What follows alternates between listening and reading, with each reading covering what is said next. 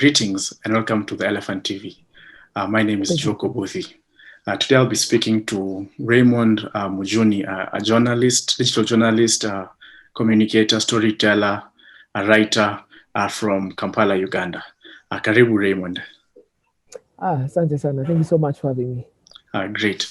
I mean, I know the circumstances of what's happening in Uganda, and hoping your family is well and yourself are well and safe.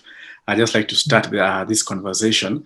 I mean, with a quick question. I mean, there's been quite a number of reports, analysis coming out of Uganda around the events leading up to the elections. You know, there were reports on voter suppression, violence, kidnappings.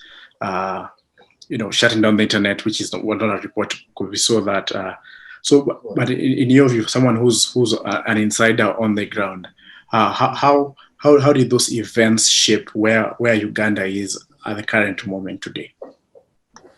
So I think that first of all, the is to look at its demography. Right. It's a uniquely young country, the second youngest in Africa after Nigeria. Population are below the age of 30. Actually, majority of the population are between the ages of 16 and 35. Right. There is a push and anxieties that they have, particularly economic anxieties on access to opportunities, access to wealth, also access to education and health. So heading to the election, because they were the majority voting bloc, those were the issues. And during the election, you had the incumbent Yoweri Museveni, who's been in power for 35 years, 40, going up against a 38-year-old musician and singer, Robert Kyagulanyi, who people famously know as Bobby Wine. Right. And yeah, each of them was commanding tons of support. Robert Kyagulanyi mostly within the central part of Uganda and within the urban constituencies of the country. There's proliferation of information where people have the art of analysis, where people understand the politics of the day, but where you away from those constituencies and go into the rural constituencies, where it's still down to subsistence farming and food. He still commands a large majority of support in those areas.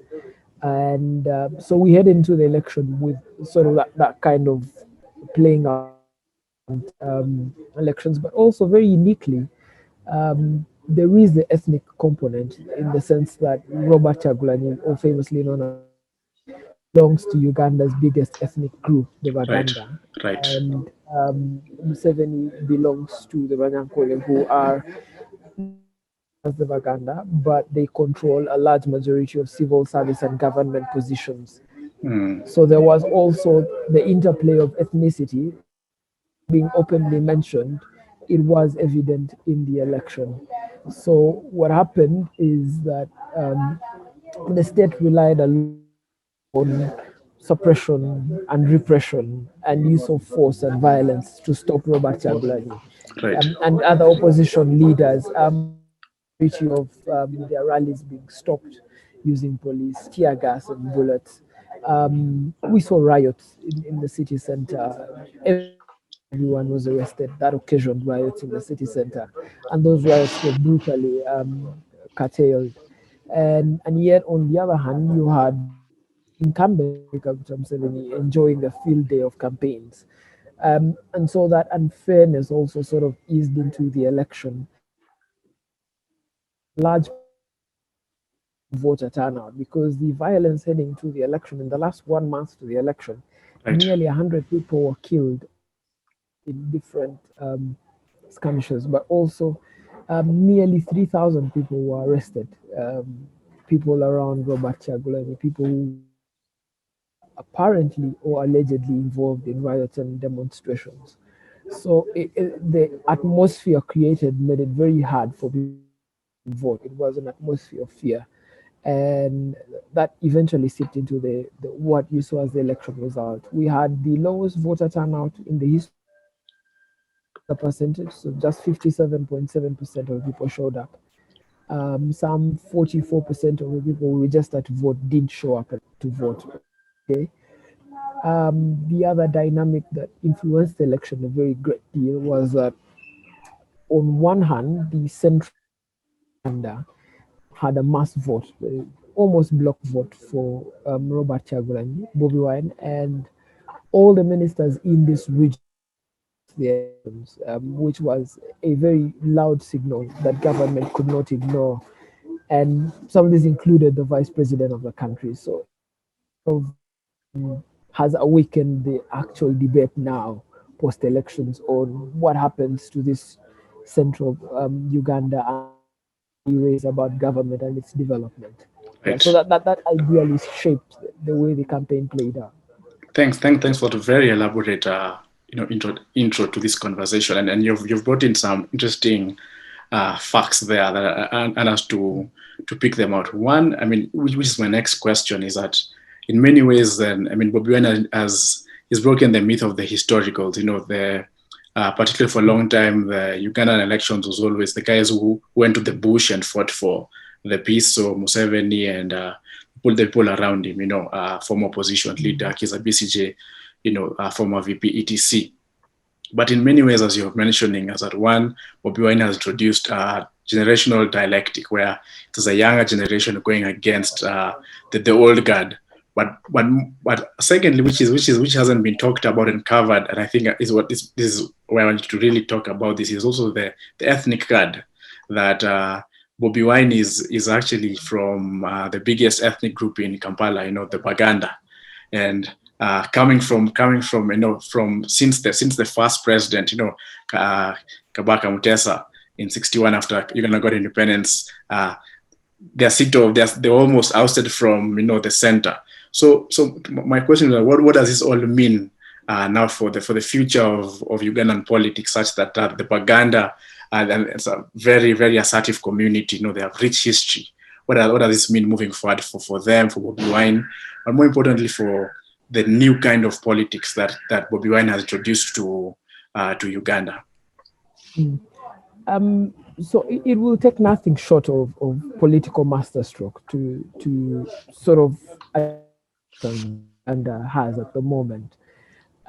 Ideally, all development from the post-colonial, from pre-colonial to post-colonial, really centered around areas that had final raw material that the colonial state would benefit from. Right. And Buganda collection point for this raw material. And if you look at the initial development projects of the country, the first most ambitious that Uganda taken was the railway, and the railway led all centers of the railway led back to Buganda. But also in all, and this is something to look at with the map, in all the towns where the railway went, those towns sort of became centers of economy on their own right. Right. In those towns, again, you see from this election that Robert Chagulanyi is commanding a majority of voters in those areas. Right. So, slightly more developed areas where people travel from the rural areas and come to the urban centers in search of opportunity, where they don't find the opportunity and it's not well fitting, the opposition made a great inroad in there. The other is the crisis of you've had in the last 5 years. The NRM had perhaps its most successful development agenda ever. Constructing roads, constructing schools, hospitals, and for example, dams of the country come to on air in these last 5 years. You had a huge road network connected in the last 5 years. This development is again done using development aid, and the requirement of then visits the problem on the areas where people are earning the highest. Right. So the government, for example, increased direct taxes on individuals. It targeted social media. It targeted consumption patterns of people who are in urban centers. So There were taxes on beer, there were taxes on airtime. Social media. Yes, yes. So that development agenda of government is what is being contested by people who the people who pay the most taxes. Again, 65 to 70% of the economy is still centered around the central part. This voting bloc that essentially tilted over to the opposition. Mm-hmm. And yeah, so that's the biggest crisis that if you look at the vote, Mm-hmm. away from the ethnicity point, it's also a contest of development agenda. Whose development is development works for that development? Who gets it? Um, so you have the young Turks who are coming to the central part because one, it has the best education institutions. Two, it has the quickest access to opportunity, as you would have, for example, in Nairobi. Precisely. And the opportunities are not available for everyone. They are not as en masse as people imagine them to be. But also, in this crisis of opportunity, you have a deeply corrupt government run on patronage. And many young people think that that's the reason why they don't have opportunity. And so, going into the election, the opposition sort of centered their campaign around government had been completely corrupt and stopped anyone who complained about their corruption from sort of um, going after them for politics. And they said this vote was really a generational divide in terms of the voting, where Precisely. the old were ones the ones who had run their ideas and the ideas were done, and then the young were presumed to be the ones who sort of are challenging. And like I said, it will take nothing short of a political masterstroke to stop what already looks like a foment disobedience from the young. Mm. Because you have a COVID economy coming up where government is not collecting as much taxes as it wants to. Right. Also, there's also promises that the government has made during the elections, Right. which rely on the fact that they need to have money to fund these promises, and they will fund them. So that will again lead to more and more anger around the young um, generation. Will Right. eventually boil over into a face-off of whatever kind. The election has just been a precursor for it. Yeah. Right. I mean, I mean, that's a very, very heavy blocks that you've taken me through because you've added another new variable. There's a contestation between a development agenda that the younger generations seemingly, the fruits of peace that NRM and Museveni. Harp about we gave you peace, but the younger generation now how they see themselves in the world is shifting significantly. So then, which moves to the next question is that then, what next for Uganda? What next for Uganda? Because you in a sense, there's this youth bulge growing, but then you have a center that doesn't want to relinquish power, neither does it want to change its model of development, but also model of how it sees itself within Uganda, which is still in many ways has the logics of the colonial state. What next then for Uganda? I think that what's next for Uganda is been happening all across the region. Mm-hmm. Increasingly, people are going to start mobilizing in their base identities, which is their because if access to opportunity still boils down to the fact that your parent has money and they can pay for you to go to school, your parent doesn't have connections, then you can get a job. Increasingly, organizing is going to go back to that base ethnicity where people relate more with the who they identify with, best of ethnicity. Mm. And the crisis that this will bring is that some ethnicities have higher numbers than others, and therefore their ability to demand more of government is higher than others. Mm.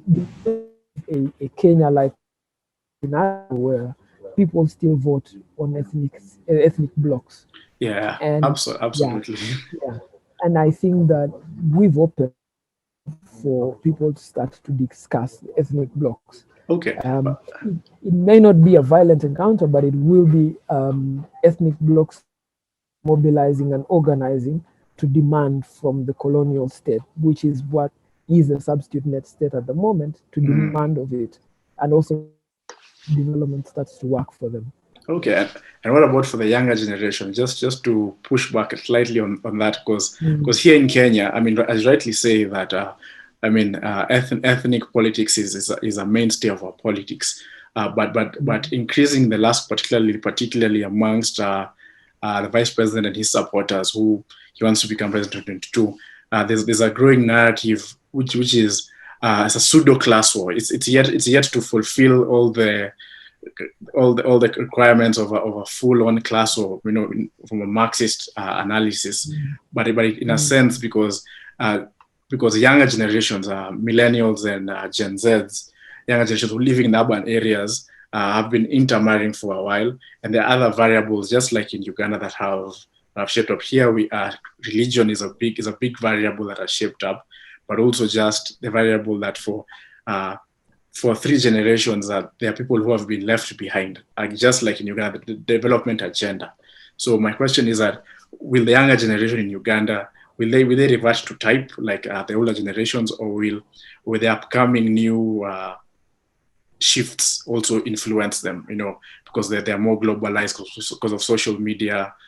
Many of them in the urban cities who supported Bobby Wine intermarry and have lived, schooled people from other communities. Will the ethnic card be a significant card moving forward, factoring these variables? Amongst the younger generation, there's also a crisis of inequality. And the crisis is that the lived realities of the younger generations in urban centers are different by miles from the lived realities of the younger generation in the rural populations. Right. So what happens from here now is really how, for example, how will the political parties respond to this vote? If, for example, the ruling party responded to this vote by sort of propping up and encouraging in the areas where they've won their development agenda, right, you risk increased broad rejection from the areas in the central part of Uganda. But if they seek to build a sort of olive branch bridge where they bring in people from the disoriented areas, people who have rejected the development agenda, who force government into concessions that it hasn't made, force government to slow down its development agenda and focus more on human-centered development. If they take that road, then very likely you will have a sort of national kind of party that gets into the next election. But what I predict from what I see now is that nothing will stop the opposition from mobilizing along the lines of generations. Because more younger people are getting onto their voting ages. In this election, they were probably about 44%. In the next election, that could jump from anywhere to 60 to 70%. Right. So in the next election, the generation component is going to be a really major component. But also, how do you play out these next 5 years? Government will struggle to raise revenue from areas where it's been broadly rejected. And the reason it will struggle to raise that revenue is because people do not believe in their development agenda. People will not genuinely contribute to a development agenda that they don't believe in. So is a sort of coercive element that government can rely on. All governments know that they don't have as much latitude on coercion, because increased coercion could lead to an immediate revolution or a switch in guards. Yeah. So I think that for Uganda, this is a perfect case study for people. The one variable we don't share with many countries is that, unlike other countries, we're a very homogeneous country. There are some 54 tribes here. Some tribes are really larger than others, but nonetheless, there are 54 tribes here, which, in a sense, you have to win at least 2 tribal blocks to be able to get into State House. And there's not 2 tribal blocks in Uganda which all agree on a set of principles within which they operate. So it will take, again, political genius for someone to sit with both of them on the table and say, this is something that we both can do. But also, increasingly, you have a smaller percentage of young who think politics should be sanitized, who think that politics should be driven away from the competitive edge it is on and become more inclusive. But that's a really small minority, Right. and it's unlikely that they will get the force of there. Yeah, I think that government will still find it very easy to pass through parliament because they have a majority in parliament. Majority, precisely. They will find it they will find it increasingly hard to implement. Whilst they can pass them through parliament, it'll be increasingly hard to implement because all the implementation relies on how much tax revenue government can raise. And the tax revenue base currently is seated in an area which has broadly rejected government. Wow. So there will be push and pull on, you can pass it through parliament, you can't implement it. And that political deadlock will have to be broken every day using favors, patronage, sometimes coercion, other times Force. pushing back. Yes, Yeah. using force. Yeah. And that's really the next 5 years. Yeah. Wow, that's a really interesting next 5 years. I mean, you've raised very many questions that require political philosophy inquiry about the nature of our politics and the nature of this colonial state. Trying to fuse all these things.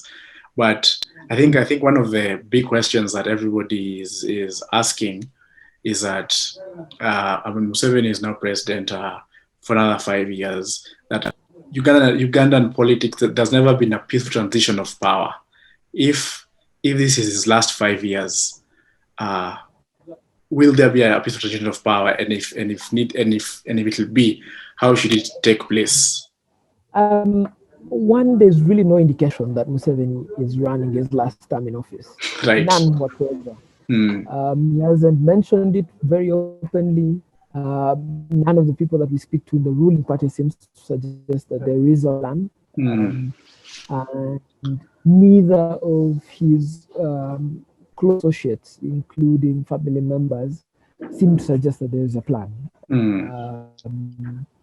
There is small excitement around his son assuming the reins of power, and we've seen him take up what you'd call sensitive positions in the military, precisely. But that doesn't constitute a transition plan. Yeah, it doesn't constitute a transition plan.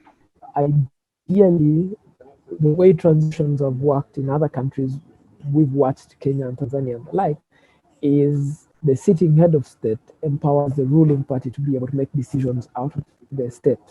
Right. The statistics right now look just, our ruling party and the state are merged into one. One can't function without the other. And honestly, I can tell you there's very few Ugandans that you will talk to will tell you that there's a transition plan. None whatsoever. And even if a transition happened, we'll have to renegotiate a constitution. Part of renegotiating that constitution would have been, you would have seen the campaigning in this election sort of point towards the fact that the constitution is to be changed, the way you have in Kenya with the BBI movement and the like. There's no indication here that our constitution will be changed. And yet, if you are to get into a transition period, there are some things which the constitution currently has, which needs to be buttressed. So, for example, what would happen to the return of term limits? Because many Ugandans feel like the removal of term limits has exposed us to this uncertainty in leadership. So many people will be asking what happens to that. Right. There's broad questions on how does the state start to work with traditional kingdoms in their state. Places like Uganda, again, will continue to impress it upon the state that they make a lot of the tax revenue that the state relies on. Right. And none of this revenue shows up. It's going back to the state. Agenda. Yes, so the government's development agenda will still be questioned. But there's also broadly the global space of competition between China and the US. And Uganda is caught in it because, on one hand, for the last 20 years, we've been borrowing from the US. And now, in the last 5 years, we've borrowed up almost 44% of what we borrowed from the US from China. So, the shifting sands of global power will also determine how things play out down here. But again, like I said, I think that a lot of it is still uncertain. Um, Mm. and one of the more uncertain ones are a transition. Okay. We can't be certain about some things in terms of how the state will behave to places that have voted against it, Mm. but we can't be certain about a transition. We don't imagine any will happen soon. Okay. Yeah. Thanks for that elaborate answer. I mean, my final question before I let you go, Raymond, is Mm. that I mean we've talked about particularly the changing global context. I know I'm talking about Uganda internally that you, kingdoms, particularly older kingdoms, want to reassert themselves in terms of sovereignty. My question is that is the Ugandan state as it's created, its function and by design, and also as it's operating, is it sufficient? Even if we assume Museveni will move on, there'll be a constitutional change. Is the Ugandan state sufficient as it is uh, for the benefit of the people of Uganda?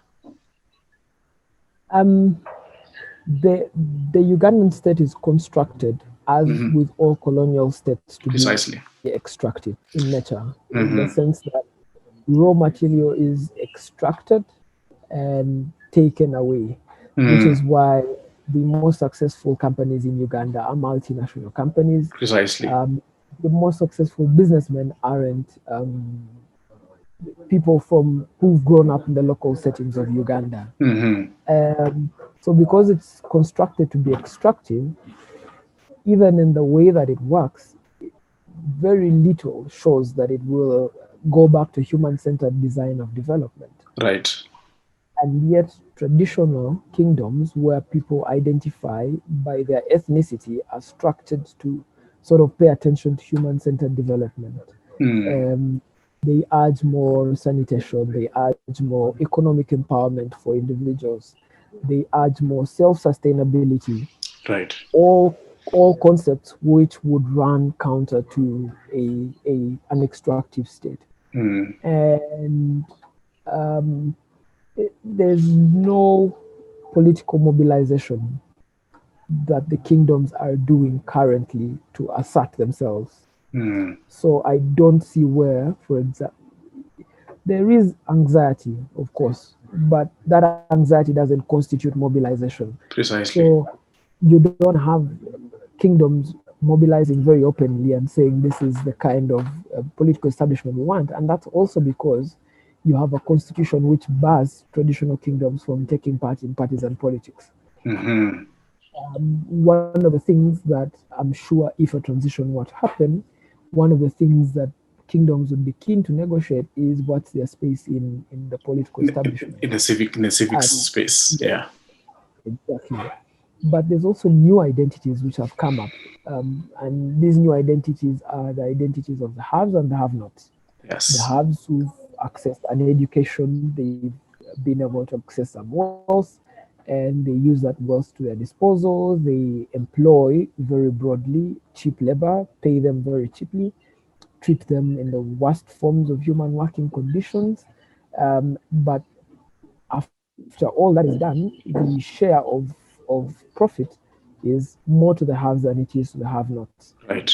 That's why, for example, you have Bobby Wine the way he is. He Mm. comes out of a ghetto in Kamocha. It's neighboring an affluent neighborhood called Kololo.